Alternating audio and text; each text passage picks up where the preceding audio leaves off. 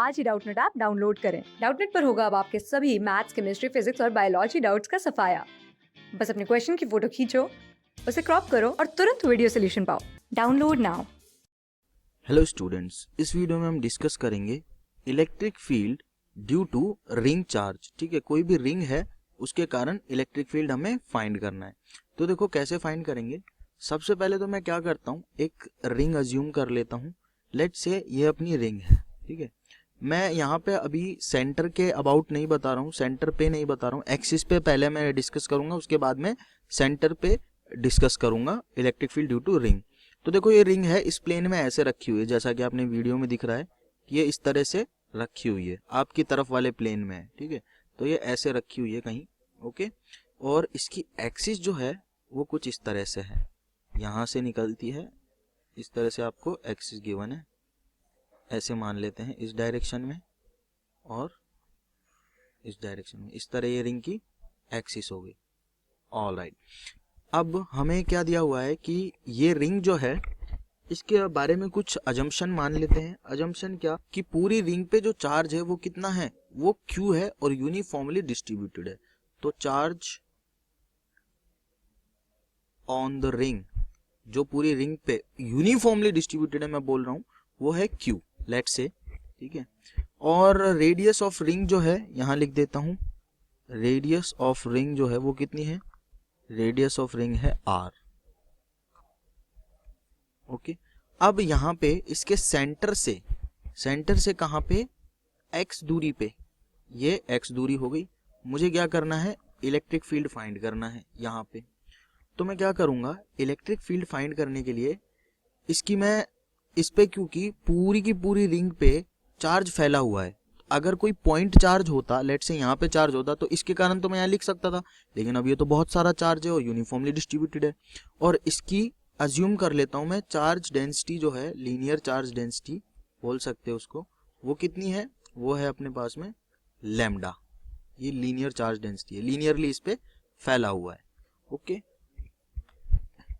तो अब मैं क्या करता हूँ, यहाँ पे मुझे फाइंड करना है एक्स दूरी पे, तो यहाँ एक छोटा सा एलिमेंट मान लेता हूँ। इस एलिमेंट की लंबाई कितनी है, डीएल लंबाई का एक छोटा सा एलिमेंट मैंने अज्यूम किया है इस रिंग पे। ठीक है, अब क्या करते हैं, इस एलिमेंट के कारण यहाँ पे इलेक्ट्रिक फील्ड फाइंड कर लूं और उस इलेक्ट्रिक फील्ड को सम कर दूं, किसके द्वारा, इंटीग्रेशन के द्वारा। ठीक है, तो ये पूरी की पूरी रिंग के कारण आ जाएगा। एक्चुअल में इस रिंग पे ऐसे बहुत सारे इनफाइनाइट एलिमेंट्स होंगे, इस तरह से, इस तरह से, इस तरह से, इस तरह से, यहाँ होगा एक, यहाँ होगा एक, यहाँ होगा, और इनफाइनाइट नंबर ऑफ एलिमेंट होंगे इस रिंग पे। मैं सिर्फ एक के कारण निकाल रहा हूँ, हर किसी के कारण अलग अलग तो निकालूंगा नहीं, क्योंकि वो एक बहुत लंबा प्रोसीजर हो जाएगा। हालांकि उससे वैल्यू बिल्कुल एक्यूरेट आएगी, लेकिन वो बहुत लंबा हो जाएगा प्रोसीजर। तो मैं एक के कारण निकाल रहा हूँ, क्योंकि पूरी रिंग पे चार्ज जो है वो यूनिफॉर्मली डिस्ट्रीब्यूटेड है, तो मैं समझ सकता हूँ कि सारे के सारे जो एलिमेंट होंगे डीएल लेंथ के, वो सेम बिहेवियर दिखाएंगे। तो एक का निकाल के सबका ऐड कर दूंगा, ऐड करते के साथ ही मेरे पास इलेक्ट्रिक फील्ड आ जाएगा इस पूरी की पूरी रिंग के कारण। तो अगर ये डीएल लंबाई का मैंने छोटा सा इस रिंग की सरकमफेरेंस पे पॉइंट मान लिया है, या फिर मैं बोलूँ कोई एलिमेंट मान लिया है, इस पे चार्ज है डी क्यू। ठीक है, चार्ज कितना है इस पे, डी क्यू, क्योंकि पूरी रिंग पे क्यू है, तो इस छोटे से पे चार्ज डी क्यू हो गया। ओके, तो इसके कारण ये पॉजिटिव है, प्लस क्यू चार्ज है, ये प्लस क्यू चार्ज डिस्ट्रीब्यूटेड है, पॉजिटिव है, तो इसके कारण जो इलेक्ट्रिक फील्ड होगी वो कहाँ होगी, वो कुछ इस तरह से बाहर की तरफ होगी, इस डायरेक्शन में, यहाँ होगी इलेक्ट्रिक फील्ड। ये हो गया अपने पास में इस छोटे से चार्ज के कारण डीई, छोटी सी इलेक्ट्रिक फील्ड इस डायरेक्शन में होगी। ओके, अब ये एंगल मैं मान लेता हूँ भाई थीटा है, थीटा हो गया ये एंगल। तो ये इलेक्ट्रिक फील्ड के दो कंपोनेंट आएंगे, वो कौन कौन से आएंगे, वो आएंगे अपने पास में, एक तो यहाँ आएगा डीई कॉस थीटा। ठीक है, दूसरा कंपोनेंट आएगा अपने पास नीचे डीई साइन थीटा। ये हो गए। अब सिमिलर एक छोटा सा एलिमेंट बिल्कुल इसके ऑपोजिट डायरेक्शन में यहाँ होगा।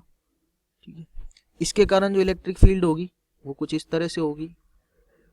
ठीक है, ये भी थीटा एंगल पे मैं मान रहा हूँ, क्योंकि ये दूरी यहाँ से और यहाँ तक कितनी है, रेडियस के बराबर, और ये दूरी भी किसके बराबर है, रेडियस के बराबर। ये दोनों में कॉमन है यहाँ से और यहाँ तक की x, तो एंगल थीटा, तो ये भी थीटा होगा, ऑब्वियस सी बात है। तो यहाँ पे जो कॉम्पोनेंट आएगा इस डीई का, वो आएगा डीई कॉस थीटा, और यहाँ जो ऊपर कंपोनेंट आएगा वो आएगा डी साइन थीटा। अब क्या देखा मैंने कि ये दो कंपोनेंट जो मैंने लिए हैं, दो एलिमेंट लिए हैं, इनके कारण दो कंपोनेंट जो डी साइन थीटा है वो डी साइन थीटा को कैंसिल आउट कर रहा है और डी कॉस थीटा ऐड हो रहे हैं। इसका मतलब हर एक एलिमेंट का डी साइन थीटा तो कैंसिल आउट हो जाएगा इस पॉइंट पे और डी कॉस थीटा ऐड होगा, यानी कि टोटल जो अपने पास में इलेक्ट्रिक फील्ड आएगी ई वो होगी summation of D cos theta. सारे के सारे कॉस थीटा वाले कंपोनेंट जुड़ जाएंगे डी के और वो बन जाएगा अपना नेट इलेक्ट्रिक फील्ड। अब डी क्या है उसके बारे में बात कर लेते हैं। डी हम लिखेंगे, डी है इस छोटे से dq चार्ज के कारण इलेक्ट्रिक फील्ड इस पॉइंट पे। इलेक्ट्रिक फील्ड क्या होती है? इलेक्ट्रिक फील्ड होती है KQ अपॉन आर स्क्वायर। तो K as it is, Q यानी कि इस छोटे से एलिमेंट का चार्ज वो कितना है? dq है, तो dq लिख दिया अपॉन आर स्क्वायर। आर क्या होता है?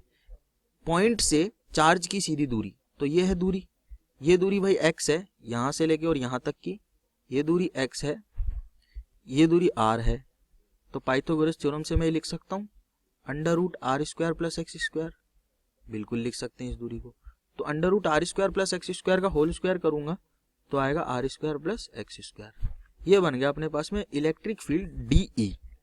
ओके, अब डी क्यू को मैं क्या कर सकता हूँ? लिख सकता हूँ डी क्यू है इस एलिमेंट का चार्ज।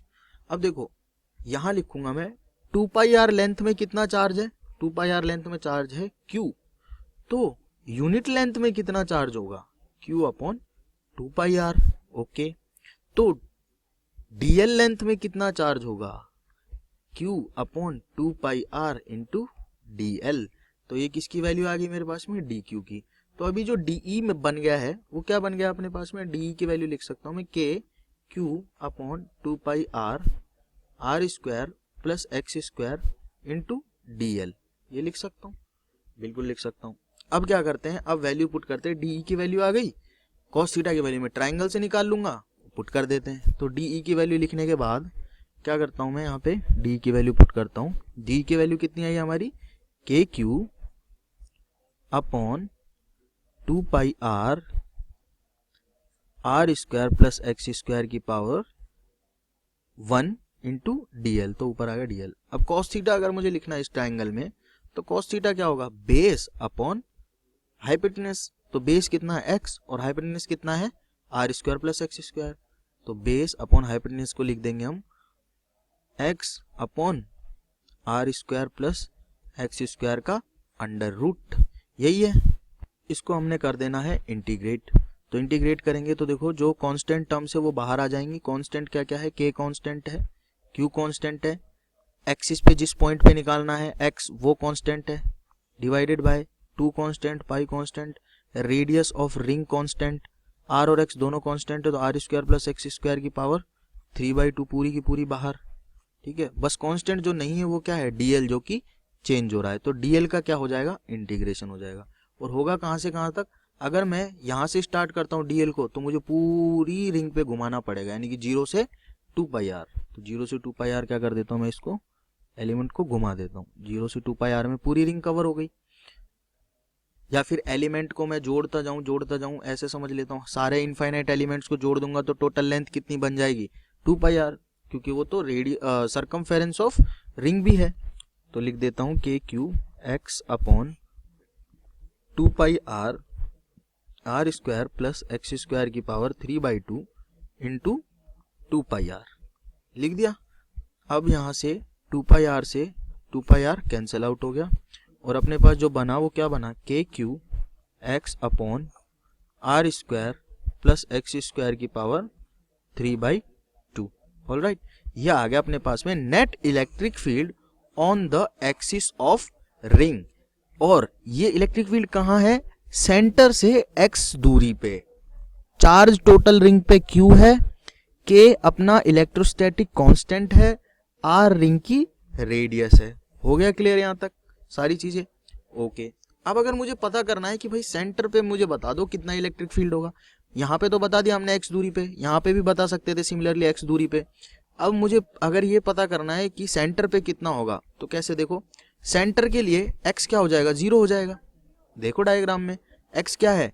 सेंटर से दूरी है, सेंटर से दूरी है जिस पे मुझे इलेक्ट्रिक फील्ड फाइंड करना है। लेकिन अब मैं बोल रहा हूँ कि सेंटर पे ही फाइंड करना है, तो सेंटर से दूरी पॉइंट की कितनी हो गई, 0।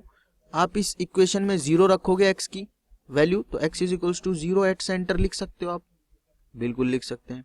तो E की वैल्यू कितनी आ जाएगी, x की वैल्यू 0 रखते ही 0 आ जाएगी। तो सेंटर पे किसी भी रिंग के इलेक्ट्रिक फील्ड कितना होता है, 0। और ये तो हमने कहाँ पे पढ़ा था, ये तो हमने सिमेट्रिक शेप जब हम पढ़ रहे थे वहां पे भी पढ़ा था कि भैया इलेक्ट्रिक फील्ड अगर मुझे पता करना है सेंटर पे तो क्या होगा, ये रिंग है, इस एलिमेंट के कारण जो इलेक्ट्रिक फील्ड आएगा वो आएगा सीधा सीधा नीचे की तरफ इस डायरेक्शन में। सिमिलरली एक एलिमेंट यहाँ होगा जिसके कारण आएगा ऊपर की डायरेक्शन में, तो इस एलिमेंट के इलेक्ट्रिक फील्ड को इस एलिमेंट का इलेक्ट्रिक फील्ड कैंसल आउट कर देगा, तो नेट इलेक्ट्रिक फील्ड 0। सिमिलर एक एलिमेंट होगा यहाँ, एक एलिमेंट होगा यहाँ, इसके कारण जो इलेक्ट्रिक फील्ड आएगा वो इस डायरेक्शन में, इसके कारण आएगा वो इस डायरेक्शन में, हो गया अगेन इन दो एलिमेंट के कारण भी 0।